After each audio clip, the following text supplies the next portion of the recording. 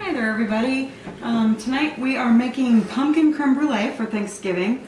About a couple years ago, our family had to go gluten-free, and it hasn't been a big issue for us most of the time. We make most of everything that we do without much substitution, but we find that at the holidays that, you know, coming up with desserts that the kids and everybody likes, if we try to make the traditional things like pumpkin pie, then everybody wants to compare it to Grandma's pumpkin pie. So we look for some alternatives. So tonight we're going to go ahead and make pumpkin creme brulee, get it refrigerated, and then tomorrow, when we're about ready to serve it, we'll go ahead and use the torch to melt the sugar on the top and get it ready for presentation. I've got my daughter Krista here with me, the only night owl that wants to stay up. Say hi, Krista. That wants to stay up at 11 o'clock at night getting things ready the night before Thanksgiving. So what we've got going here is we start out with a 1.5 cups of heavy whipping cream and a 1/2 cup of milk. I've got in this little ramekin here, I'm going to go ahead and turn this on, get this started coming up to a boil. I've got cinnamon, nutmeg, ginger, and some cloves, and we're going to go ahead and just mix that together. You have a spoon here, sweetie. We're going to go ahead and just mix that together and just bring this to a boil. We're not actually going to allow the milk to go past a boil or it will scald. So I'm going to go ahead and get this in here. All right. And we're going to go ahead and get this stirring up and just start cooking this down. And then we'll be back with you in just a second whenever this comes up to a boil to go on to the next step. Alright, so our milk has come just to a boil. We don't want to scald it, so we've turned it off and we've set it back further on the stove. And I'm going to go ahead, I've separated already, I've got 4 egg yolks, and we raise our own chickens, so if those look like they're really dark colored yolks, they are. And then a 1/2 cup of sugar, and we're just going to whisk these together really well. And once we get this really well whisked together, we don't want to pour this in all at once. We need to temper the eggs so that they don't cook as we are as we're adding that in. So you're going to want to let this sit for about 15 minutes before you do that. So while I'm whisking this, I've also got water boiling over here because we want to make the creme brulee in a water bath. And so I've got ramekins arranged already in a pan, and then we're just going to add a little bit of hot water to the outside of the pan that'll help to keep the outside edges of the creme brulee from scalding. So we'll show you that here in just a few minutes. So go ahead and help me out here for a second, Krista. I'm going to have you just keep on whisking this. This has started to cool a little bit, and we want to continue to whisk this.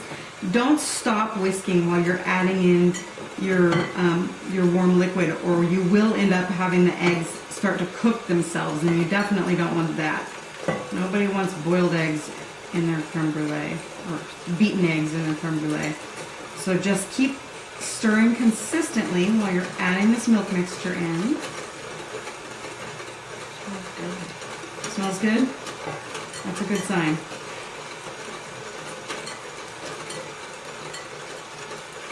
Alright, so we've got that looking really nice. Notice I'm standing on my tippy toes because my daughter is already taller than me, so I'm not wanting anybody to know that just yet. I'm going to grab that from you real quick because we're going to get some of those herbs and spices there at the bottom of the pan. They're falling out of the mixture. Make sure we get those in there. Okay, keep on whisking, and I'm going to grab a spoon,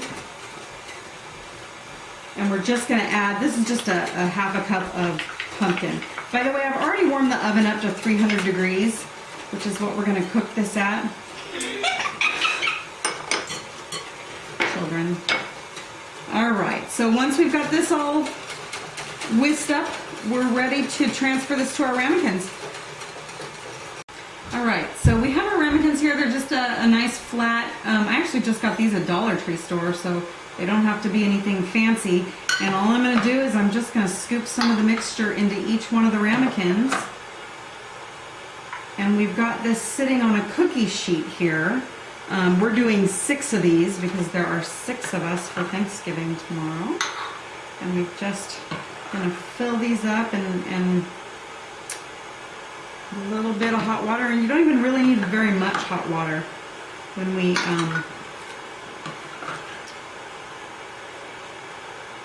all we're trying to do is just keep the outer edges from scalding. Getting down to the tail end here, you want to hold this up just a little bit for me. On the edge of the bowl. Go ahead and set that down. Just go ahead and tip this up for me just a little bit so that I can scoop. And this is going to give everybody a really nice little amount of the dish. And then we'll just garnish this when we serve it with a few fresh raspberries, maybe some whipped cream. Just a little bit shy. And this is only going to take, well, it depends. These are wide ramekins and really shallow, so it'll probably take about 30 minutes, maybe 25. What you're looking for is just a little bit of a shininess to the surface whenever the creme brulee is finished. So, let's see here. I'm going to move this over here. I hope you can see this. We've got each one of these here now on the cookie sheet. This has come up to a boil, and I'm just going to put a little bit. This part's the really tricky part because you sure don't want to burn yourself when you transfer this to the oven. So I'm just going to put a little bit of hot water here in the base of this cookie sheet. And then I'm going to transfer it to the oven, and with the rack out, I'll go ahead and put the rest of it in. So go ahead to my blog, check out the recipe in completion. Very, very simple recipe that a lot of us enjoy at restaurants but don't try to make ourselves. Very easy to make, and I hope you enjoy.